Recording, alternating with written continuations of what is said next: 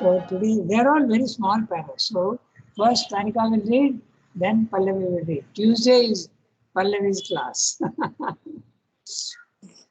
Okay, Rangadhar. Pallavi, how many, is it 1 year ago or even more that we started?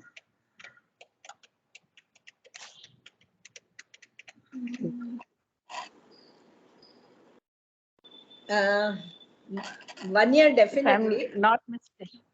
If I'm not mistaken, it is 3 years, Rangada. Oh my, 2 years we started. We joined later. later, I but not very much later, I remember. Yes, Rangada. The recordings are of 2 years. In October, 2 years complete. And I think we started, we joined in, maybe she started in April. I joined around June or July. So 1 year before that. Ah, 2-3 years are definitely over. Because many have recorded, and so I remember that much. 2 years we have started. The recording is 2 years back. During From COVID, October, we were already reading. and Shinki. Yeah, Rangada, I started with the knowledge student. yeah, that's what. In Ah, COVID. that's right. Yeah. I remember. I often say, Rangada, that COVID was very good for us because it gave us the opportunity to join knowledge student and then continue after that. Yes. Otherwise, we could never have joined knowledge. We couldn't even think of.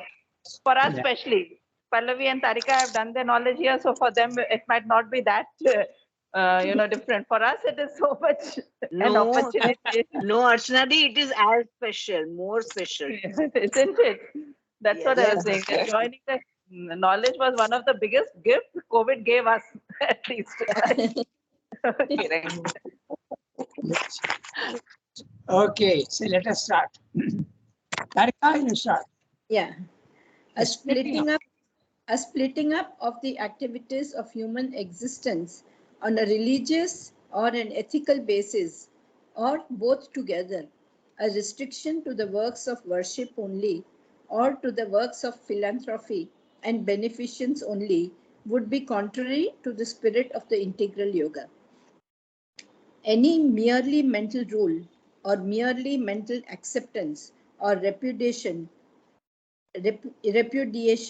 is alien to the purpose and method of its discipline.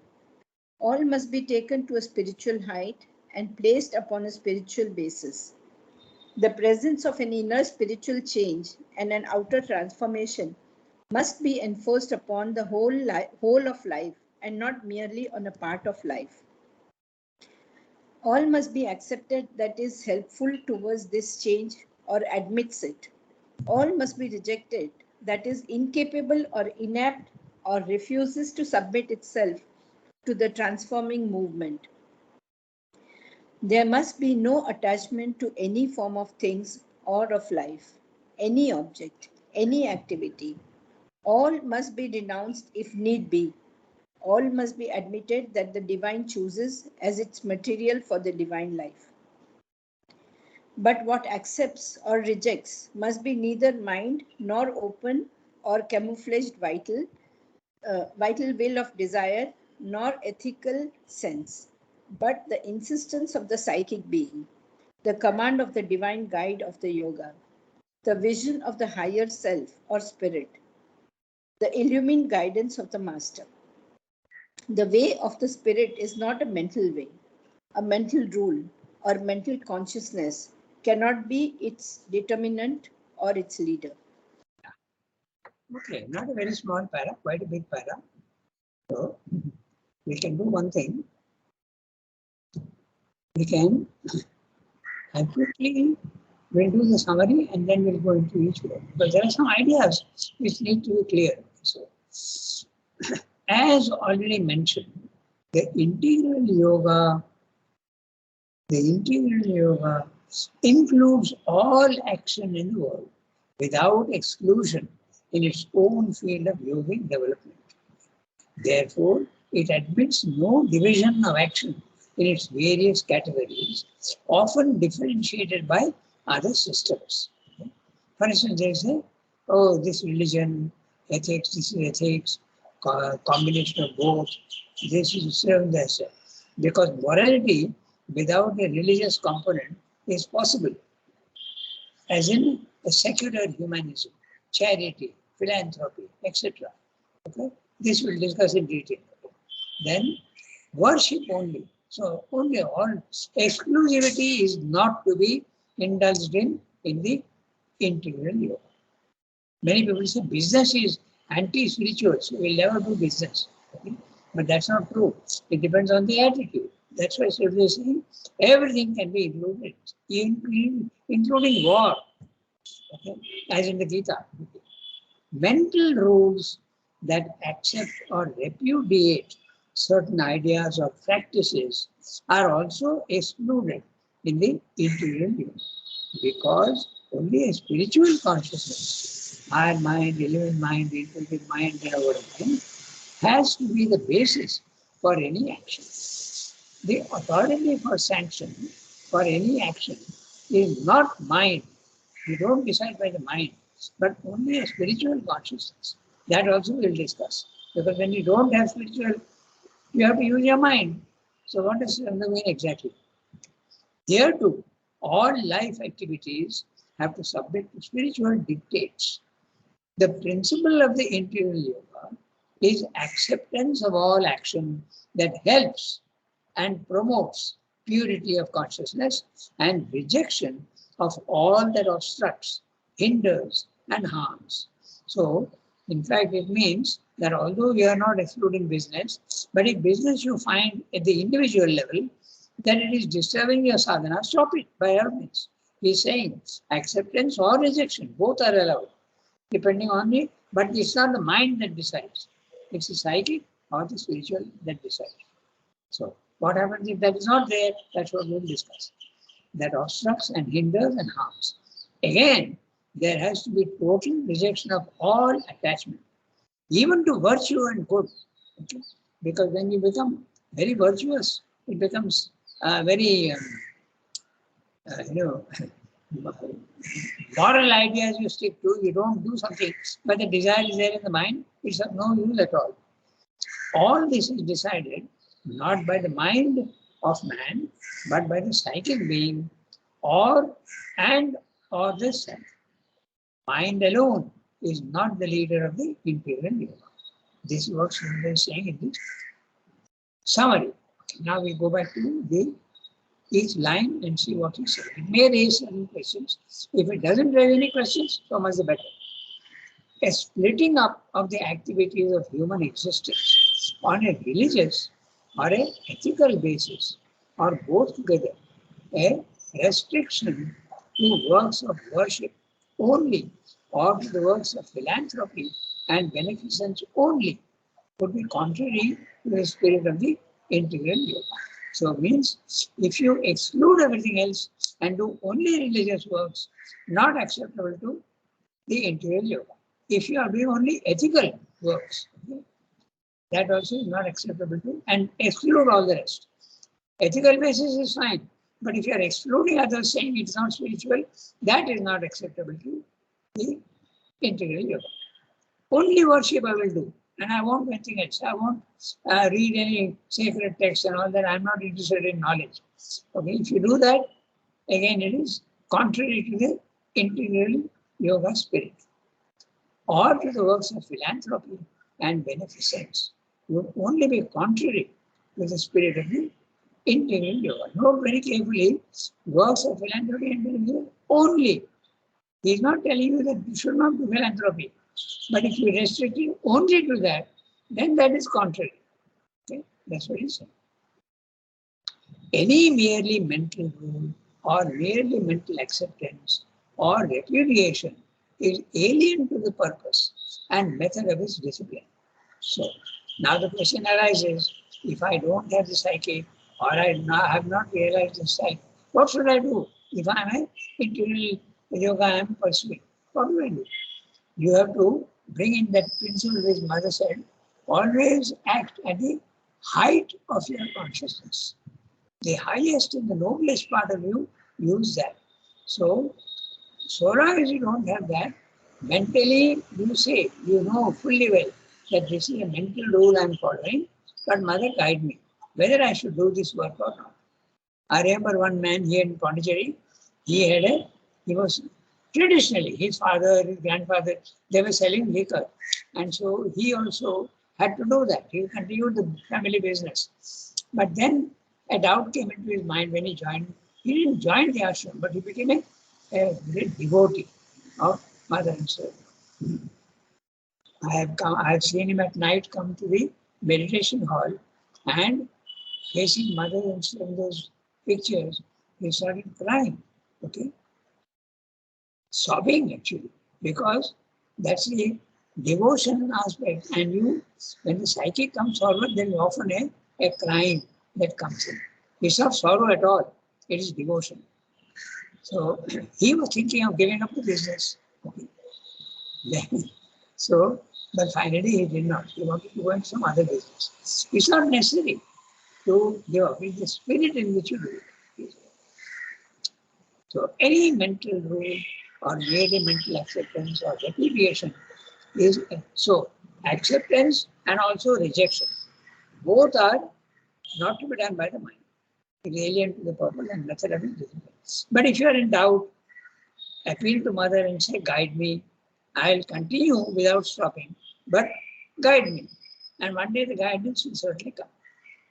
All must be taken to a spiritual height and placed upon a spiritual basis. So it's a long journey. It doesn't mean Sangha is not telling you, do that immediately, because you can't. If you don't have the experience, how will you do that? All must be taken to a spiritual height and placed upon a spiritual basis. The presence of an inner spiritual change and an outer transformation must be enforced upon the whole of life, entirely, whatever you are doing, and not merely on a part of life, not only one part of life, but also on the whole of life. Whatever you are doing, bring in the divine life. I love to say, in a very oxymoronic way, if you want to put it that way, that even if you are a hangman, okay, or you are a soldier and your duty is to kill people, appeal to God. And that work also is not to be rejected. The question comes up whether all hangmen can turn to spirituality. But if you do, then you don't need to give up the job. That's the whole part. I mean, I'm giving an extreme example to show how all-inclusive is the integral yoga. Any merely mental rule or merely mental acceptance or reputation is alien to the purpose and method of its discipline. Its discipline, integral yoga. All must be taken up to a spiritual height and placed upon a spiritual basis. The presence of an inner spiritual change and an outer transformation must be enforced upon the whole of life and not merely a part of life. All must be accepted that is helpful towards this change or admits it. All must be rejected that is incapable or inapt or refuses to submit itself to the transforming movement. So, I remind you that the integral method he has given very clearly in a very short way. He has said that in the mother. First is constant aspiration. We have said this before, but we'll keep repeating it. Very important. First is constant aspiration. And what is that? Remember the mother and offer. Remember the mother and offer whatever you are doing. Even your thoughts, even your emotions, even your actions. Second, surrender to the divine. Don't start complaining, oh, this is bad, that is good. Calmly look at what's happening without rejecting and seeing why it is happening. Surrender. Then rejection, lower. So it is up, horizontal, and below. Okay. These are movements in the integral yoga. Aspiration above, surrender at the normal level, and rejection below. Okay. Whatever is there, which is a hindrance to you, whatever movement, become conscious and reject it. Reject it in the mind and the vital. Okay. So there must be no attachment to any form of things or of life. So form of things, physical things. Okay. I like to have good clothes. I like to have good shoes. You know, it's very interesting. There are some people, Nolida is supposed to have had a weakness for shoes. He had many shoes. I'm not saying he was attached, but there can be a preference without attachment. So that's what he's saying, all forms. Okay. So secondly, I know there was one gentleman, I wanted, because you jump to conclusions, but he wanted only silk shirts he would wear. He was a very good sadhak. Huh? He wear only silk shirts. And I knew him very well. And when he passed away, one of his silk shirts came to me. Okay, so this is forms, okay, form of things, or of life, okay, your desires or your preferences, all these things. Any object and even any activity. There are some people who indulge in certain activities. I remember there are some people who used to play bridge on every Sunday. Okay. You know what is bridge? It's a card game. It's a very, very intelligent game. Very nice. And there are world championships also held all over. Okay. So, but when the change comes, you have to give it up. It's not at all consistent with a yogic practice. Okay. But all must be renounced if need be. All must be admitted that the divine chooses as its material for the divine life, including poor Arjuna. He had to fight, and his business is to kill. Not only kill unknown people, but even his known people, his own family members. But what accepts or rejects must be neither mind nor open or camouflaged. Vital will and desire. 90% of the time, our vital will is camouflaged. You will always find a good reason for it. Okay? Somewhere the vital knows, and it knows. And reason also becomes an abettor. It becomes an accomplice. The reason also comes in and starts giving all sorts of very so-called valid reasons for indulging in that activity. So it is camouflaged, or it can be open. No pretensions. Yes, I like this, I'll do it. Camouflage vital will of desire or ethical sense, nor ethical sense, even morality. Morality can be accepted if it is useful, and morality need not be accepted if you find it to be either useless or even a burden. But the insist, so nor over camouflage vital desire, camouflage vital will of desire or ethical sense.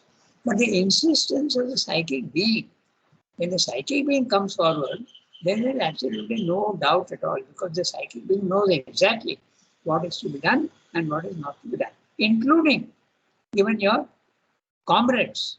Sometimes you have to give up a comrade, sometimes you have to welcome other companionships. The command of the divine guide of the yoga, vision of the higher self or spirit, the illumined guidance of the master. So all this is acceptable. You have to try and get the guidance of the divine, the vision of the higher self, the illumined guidance of the master. These can come to you even with a brief experience. It can come to you. The way of the spirit is not a mental way. A mental rule or mental consciousness cannot be determinant or its leader. So, simply very categorical. But if I have got only the best part of me is my mind, and I don't have psychic or I don't have the experience of the self, what do I do? You act to the best of your ability, knowing fully well that you have yet to be guided. It's not necessary to give anything by mental rule. Continue to do what you are doing. If you remember, or you may not, but he has said earlier, in the earlier chapters, that the divine uses every experience for progress. It rejects nothing. Okay? Even the saddest and the most violently unfortunate events also are used by the divine for your guidance, for guiding you. So that's what he said. We go to the next paragraph. Pallavi? Rangada, Yeah, yes, tell me. can I ask a question?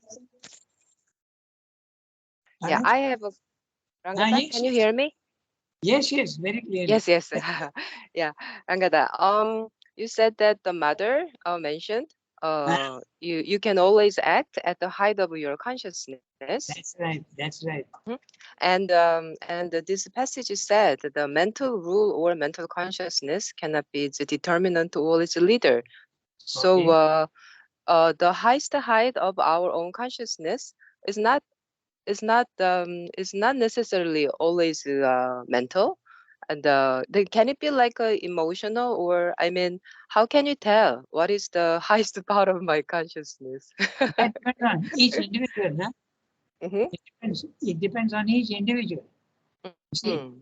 you may be a very emotional person and you may not have the psychic experience, but you have a feeling that this is what I should do.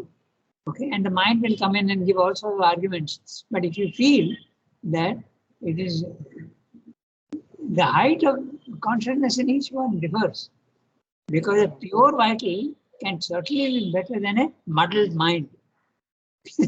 So it's a very general statement, and each one has to decide for himself, knowing fully well that I still need guidance. Okay, that's the thing. So sometimes the emotional part can be the highest consciousness Yes, of I agree. ourselves. I agree. If your vital is pure, Mm. without the psychic experience, it is certainly better than a confused mind. Okay, certainly, it can happen. You have an instinctive feeling that this is I should not do. Okay, yeah. So, Okay, thank you. yeah, we'll go to the next one. Pallavi will read. Rangada, Yeah, tell me. Rangada, 1 minute.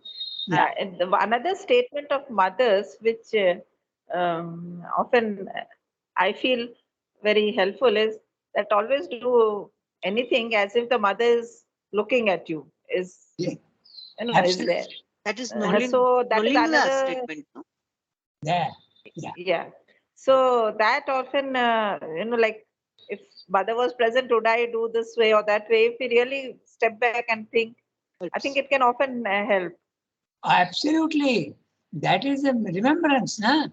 That everything that you do, ask the divine whether it's okay what I'm doing or not. Yeah, absolutely.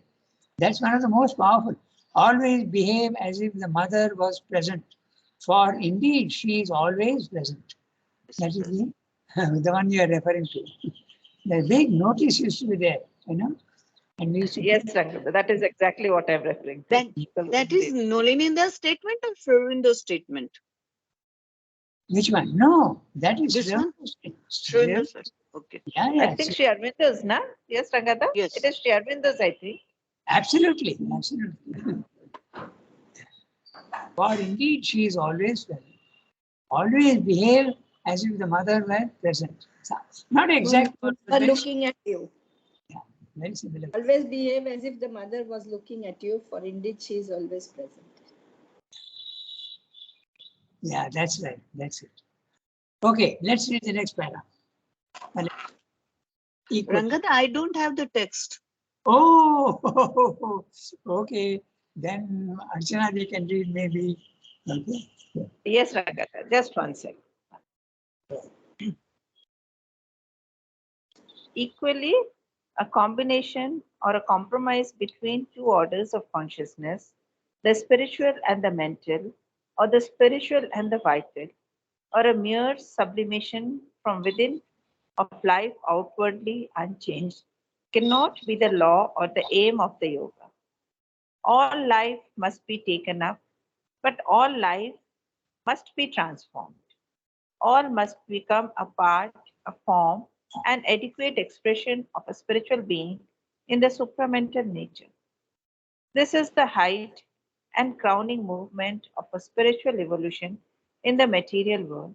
And as the change from the vital animal to mental man made life another thing altogether in basic consciousness, scope, significance, so this change from the materialized mental being to the spiritual and supramental being using but not dominated by matter, must take up life and make it another thing altogether than the flawed, imperfect, limited human, quite other in its basic consciousness. One, Yeah.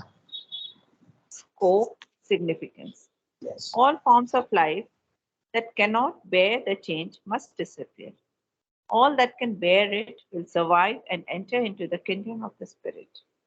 A divine force is at work and will choose at each moment what has to be done or what has not to be done, what has to be momentarily or permanently taken up, momentarily or permanently abandoned.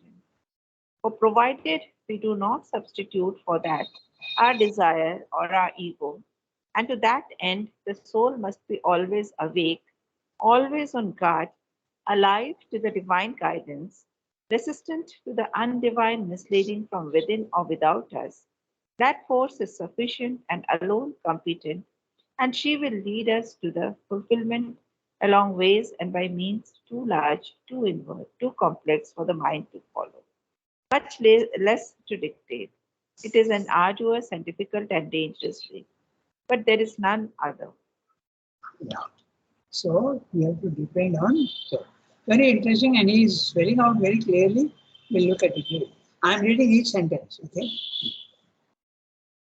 Or equally, a combination or a compromise between two orders of consciousness, the spiritual and the mental, or the spiritual and the vital, or a mere sublimation from within of life, outwardly unchanged, cannot be the law or the aim of the yoga. What he's saying, you may feel it so obvious. It is like that, okay? But it is not so obvious for everybody. I know there was one group in America connected with the ashrama, by the way, who were insisting that sex can be part of the spiritual life. He even argued with me, and they ended up in a tremendous tragedy. You know, the whole place was destroyed. There were 3-4 cases of suicide. So this is what he's saying, that you can't combine spirituality and vitality, nor combine spirituality and mentality. Spirituality and mentality may be slightly better, but combining spiritual and vital can be absolutely a disaster of the first order. It did happen. I can even mention the name because this is it was Salem Institute. Okay, and one of those people were they're very much connected with the ashram. Not really the ashram, but anyway, I won't go too many into details because criticism is not good. But this danger is always there. That's what they mean. Outwardly unchanged cannot be the law of the aim of the yoga. But if the vital activity, you are fully aware that what you're doing is not the right thing, but by force of habit you are continuing, try to go on rejecting it. And if you can't reject, don't get disturbed. That's the whole point. Never get disturbed when there is no success. Okay? And continue to do, but ask for guidance. All life must be taken up, but all life must be transformed. You can take up any form of life, but it must be transformed. Because every action, okay, can be the inner attitude is more important than the what you are doing. Very gross example I'll give you too. I am stealing for myself. Wrong action, wrong motive. Okay? I am stealing not for myself, but to feed the poor. I have no money myself, so I have no other way. And I have been, someone comes to me and asks me for some bread, and I have no bread myself. If you are led to steal a piece of bread and give it to him, wrong action, but right attitude. So there is no harm there, relatively speaking. All these things should not be taken as absolutely a rule. There is a great flexibility in spiritual life. Okay? Or telling a lie. Okay? Telling a lie with a bad intention is certainly bad. telling a lie for a benefit of somebody may not be that bad. Okay? Then telling the truth with a bad intention is the worst possible thing you can do. And telling the truth with a good intention is, of course, the best. There are so many combinations. Okay? So, and murder, just see, murder. Okay? Killing somebody. If you are killing to protect yourself, or because there is something to be, even in ourselves, there are so many things to be killed. Yeah? So violence is not something necessarily wrong. Ahimsa has been told that it is the highest possible virtue you can have. Not true. Not true. Not at all true. Okay? Even violence is used by the divine. So when you are using violence, there should be absolutely no anger, no hate, no disgust. And if the divine tells you that you have to do that, that's exactly what Sri Krishna has told Arjuna. So it's not the outer activity that matters, but it has to be transformed. Now, with this background, look at the sentence. All life must be taken up, but all life must be transformed. Right? Right? So everything can be done, but with the right attitude. The attitude changes the activity altogether. It becomes totally different. All must become a part, a form, an adequate expression of a spiritual being in a supramental nature. By the way, here the supramental nature is meaning supramental, not supramental in the normal Aurobindonian sense, but in the sense of above the mind. Because in synthesis, earlier what was written, it doesn't mean supramental in that sense. How we no way of going to the supermind. You first go to the spiritual planes of consciousness. So he is meaning here spiritual plane of consciousness. This is the height and crowning movement of a spiritual evolution in the material world. And as the change from the vital animal to mental man made life another thing altogether in basic consciousness, scope, and significance, so this change from the materialized mental being to the spiritual and supramental beings, now it is this supramental, because it is including spiritual and supramental being, using but not dominated by matter, must take up life and make it another thing altogether than the flawed, imperfect, limited human being, quite other in its basic consciousness, scope, and significance. I'll go to the sentence little by little, each phrase, because it's very important. Huge sentence with so many phrases. This is the height and crowning movement of a spiritual evolution in the material world. What? Every action can be taken up but transformed. And as the change from the vital animal to mental man made life another thing altogether in basic consciousness, scope, and significance. So when the man came and with his mind, he changed the conditions of the physical world altogether. He became far more advanced in consciousness, scope, and significance. In every way, it became better. So also he is saying, this change from the materialized mental being. The materialized mental being, he is referring to the materialized mental is the sense mind, okay? The physical mind, which is based entirely on the senses, okay? So one who is basing himself entirely on senses is leading an ordinary life. So the materialized mental being to the spiritual and supramental being, using but not dominated by matter. There you are. There is the crux of the whole matter. You can use matter. You don't need to reject matter like the ascetic. You can use it, but you are not dominated by it. In other words, you can use everything in the physical world without desire, without attachment, without ego. That's what is meant. You can use everything you can do, okay? Including even, I'm giving extreme examples so that you follow, okay? Including alcoholic drinks, okay? But as soon as mother found out that Sriyamdo found out that mother doesn't like, he stopped it immediately.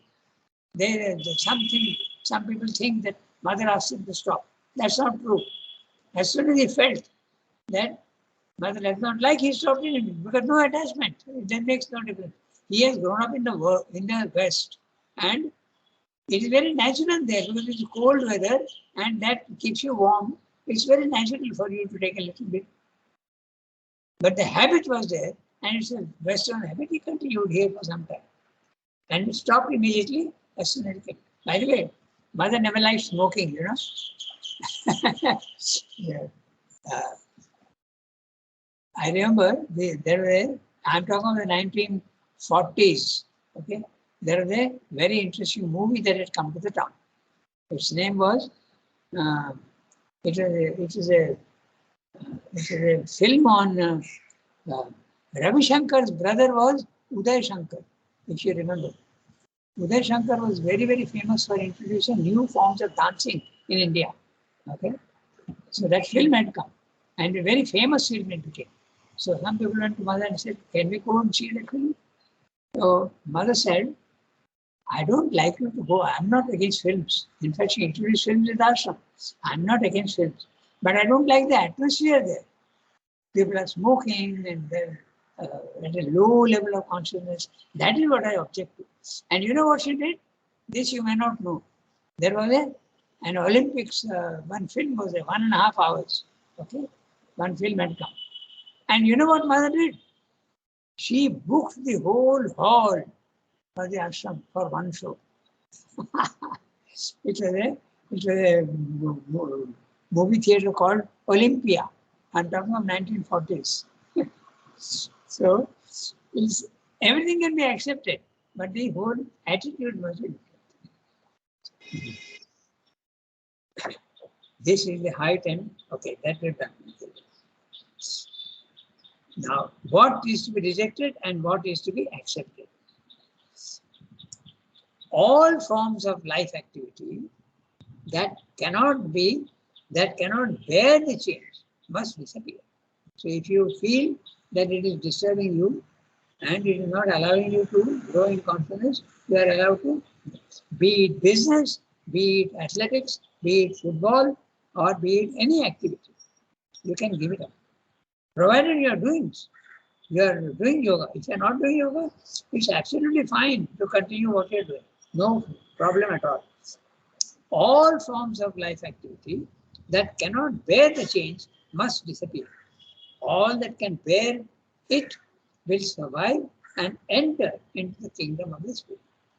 A divine force is at work and will choose at each moment what has to be done. Not the word at moment. One moment it may allow, another moment it may not. Okay? It depends on the circumstances.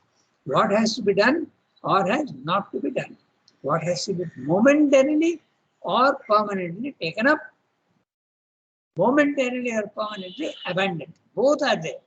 Taking as well, accepting as well as rejecting.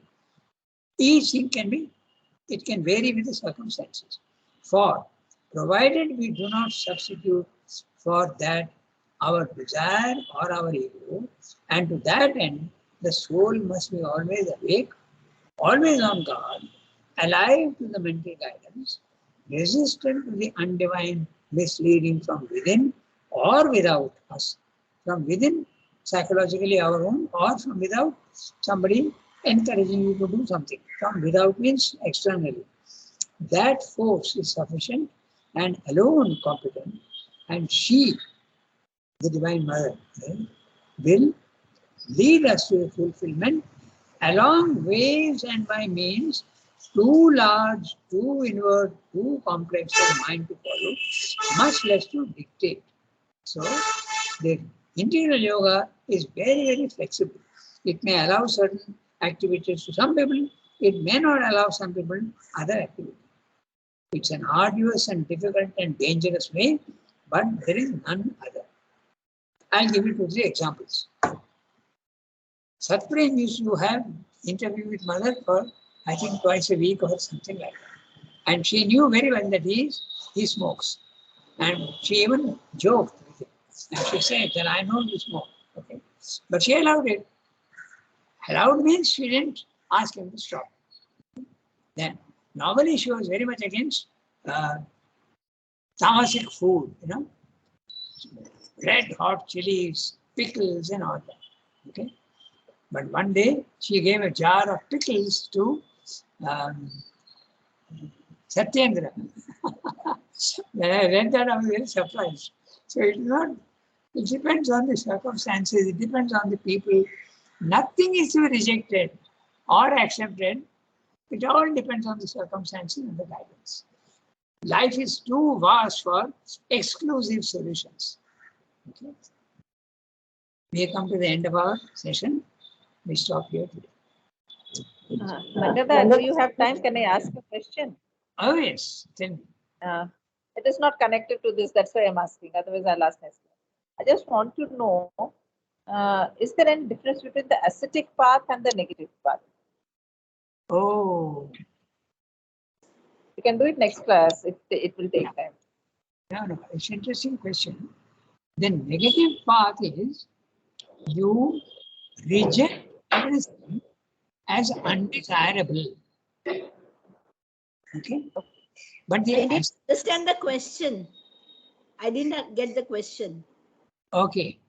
The question is there a difference between a ascetic path and the negative path? Can asceticism, or I'll change the question a little bit. Archana, you tell me whether it's okay. Ascetic path, can it have some positive aspects or is it always something negative? Okay, that's one way of looking at it. The other is ascetic path always rejected by the interior yoga? That's another way of putting it. Archana, I think she is. Yes, Sangada. Yes, both. I have muted actually. Yeah. So it is like this. Ascetic path is not necessarily something to be avoided. It depends on what the divine is giving to you, okay, and asking you to do. It was not out of exclusivity and out of disgust for money and possessions that Raman Maharshi became an ascetic. Okay? In fact, he didn't even have any clothes. He used to only wear a loincloth, okay, which would be perfectly disgusting to many. And in the Jain path, they don't even have clothes sometimes. Digambar Jains. Okay, so there's nothing essentially wrong with that. Okay, because if it makes no difference to you, then it's perfectly okay. Sridhar had to go through an ascetic period when he came to Pondicherry. There were no food, sometimes no food even. He had to take loans from people in the town, okay? Because there were many people who were admirers of him and they were very willing to give him money. He took loans and he paid back the debts afterwards. Okay? So, ascetic path is, it's not that you are rejecting life, but automatically when asceticism is imposed on you, you accept it happily as the divine is giving it to you. But it's not necessary. The ascetic path is not absolutely necessary. Even in the integral yoga, you can be full of beauty, splendor, wealth, richness. Okay, I'll give you an interesting example. I don't know if you've heard of Ram Dass. Okay, because Ram Dass was a man who was always Ram. He used to worship Ram, and he was quite well known in his time. They have an ashram on the west coast of India, Kanangad. It's on the Kerala, Karnataka coast, somewhere there. Kanangad ashram. He was very well known. So he came to the ashram and saw pakka buildings and all that. And he was a little surprised. He said, oh, so he is rejecting wealth. He was a spiritual man, but he is rejecting wealth. You don't need to reject wealth. You have to become unattached to it without desire. I don't know if this answer has satisfied you, Archana. Otherwise, we can discuss it further. But asceticism is not necessarily negative. It can be also positive, and Srimdo says that sometimes it is necessary to go to an ascetic period to test yourself. If you are surrounded with wealth and you claim that you are not attached, how do you test that by going into an acidic tendency and seeing whether the attachment is there or not. Is it bothering you? The giving up of things which you were enjoying earlier? If it doesn't bother you, yes, you are a karma yogin, like Sita's father, Janaka. He is supposed to be the perfect karma yogin. No attachment, but living in wealth and splendor and all sorts of luxuries, but not attached. Okay, so someone asked mother, someone asked Srimdo, why does mother use silk saris and lipstick and perfume? Okay. Now the question is, mother attached to these things or not attached? I'll tell you two things, then you'll be surprised. Srimdo answered, do you want the divine to be represented on earth by ugliness and poverty? That was his answer. Okay. You want to represent the divine on earth by ugliness and poverty? So it's the attachment that bothers. Now I'll tell you about mother's non-attachment. You know, there was a time when Paul Richard went away and Srimdo told them to fetch mother and put her in the guest house. She came and she was living in the guest house. And there was no money at that time for her.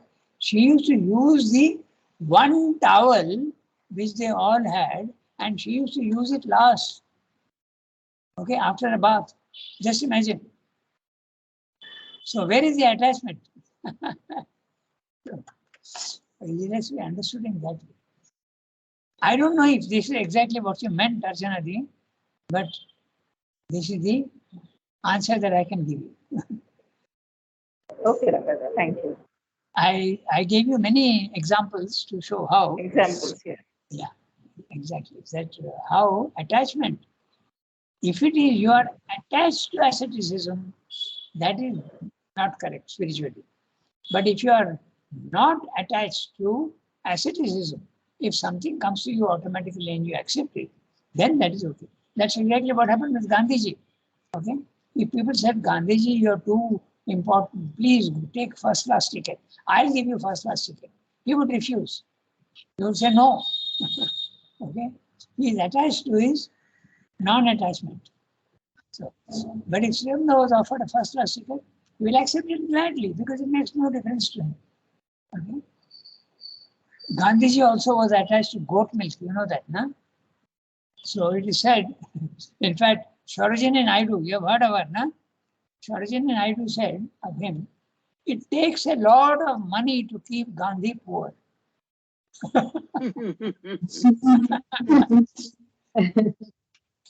Because how much group milk will a goat give? Very little. So you keep a whole army of goats to feed him. This is the crux of the matter.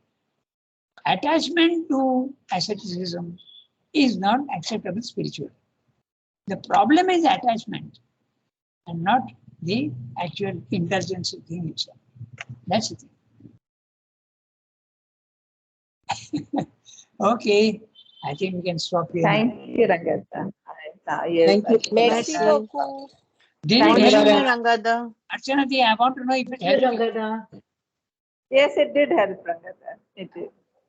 Okay, au revoir, everybody. Have a nice Au revoir, Bonjour. Au revoir.